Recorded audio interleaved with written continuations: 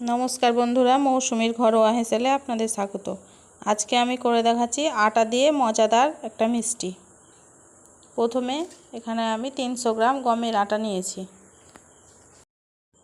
এবার দিয়ে দিচ্ছি অল্প পরিমাণ বেকিং সোডা, অল্প কালো জিরে, সামান্য 1 চিমটে লবণ, তারপরে দিয়ে দিচ্ছি 1 চামচ ঘি। সবগুলোকে ভালো করে একসাথে মিশিয়ে নিচ্ছি। হাতের সাহায্যে চটকে নিচ্ছি। তারপরে অল্প অল্প জল দিয়ে শক্ত করে মাখতে হবে আটাটাকে।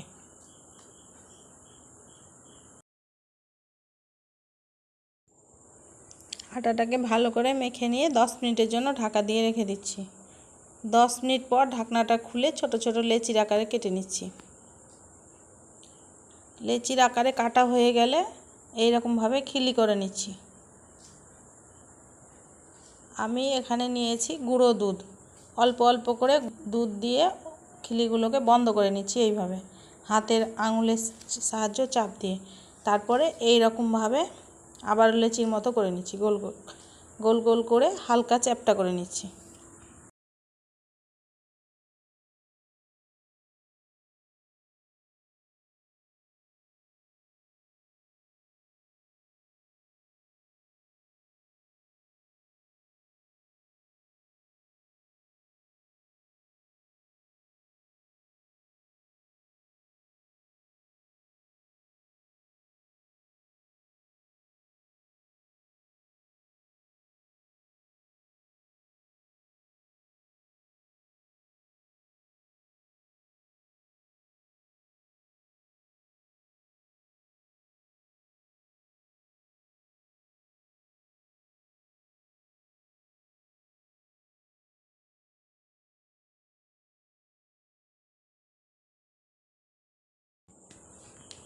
এইভাবে সবগুলো আমি তৈরি করে নিয়েছি এবং একটা ফ্রাই প্যানে তেল গরম বসিয়েছি।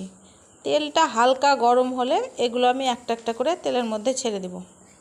খুব বেশি গরম করব না, খুব বেশি গরম করলে এগুলো ফেটে যাওয়ার ভয় থাকে। হালকা গরম হয়ে গেলে এগুলো তেলের মধ্যে ছেড়ে দিচ্ছি।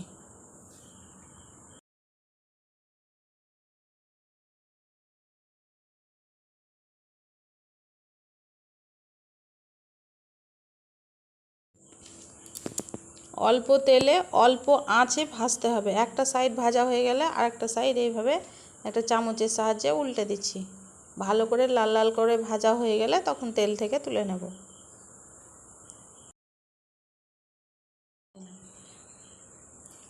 ভালো করে লাল করে ভাজা হয়ে গেছে, এবার আমি তুলে নিচ্ছি তেল থেকে।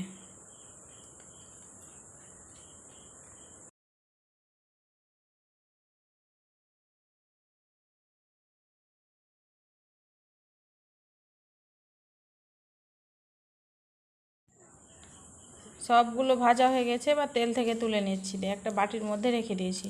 দেখতে এরকম হয়েছে। এবার একটা কড়াইয়ে 1 কাপ মতো জল দিয়েছি। এবার দিয়ে দিচ্ছি 1 বাটি ভর্তি চিনি। চিনিটা ভালো মতো গুলে গেলে তারপরে এগুলোকে ছেড়ে দিচ্ছি। 5 মিনিট এটাকে খুব জোরে আঁচটা দিয়ে ফুটাতে হবে। তারপরে 5 মিনিট পর গ্যাসের ফ্লেমটাকে কমিয়ে আস্তে আস্তে এরকমভাবে নাড়তে হবে। নাড়তে নাড়তে তৈরি হয়ে যাবে।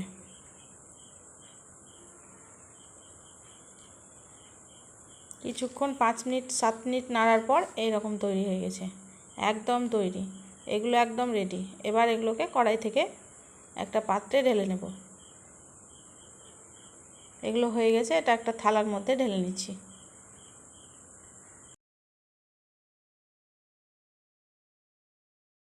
এগুলো ঠান্ডা হওয়ার পর আপনারা একটা কৌটোতে করেও রেখে দিতে পারেন। এগুলো অনেক দিন রেখেও খাওয়া যায়। এইভাবে তৈরি করে আপনারা অবশ্যই একবার বাড়িতে বানিয়ে খাবেন। এটা ঠান্ডা হওয়ার পর আমি একটা প্লেটে সাজিয়ে নিয়েছি। দেখতে খুব সুন্দর হয়েছে। আমার চ্যানেলটি ভালো লাগলে লাইক করবেন, শেয়ার করবেন এবং সাবস্ক্রাইব করবেন। কমেন্টে জানাবেন কেমন হয়েছে।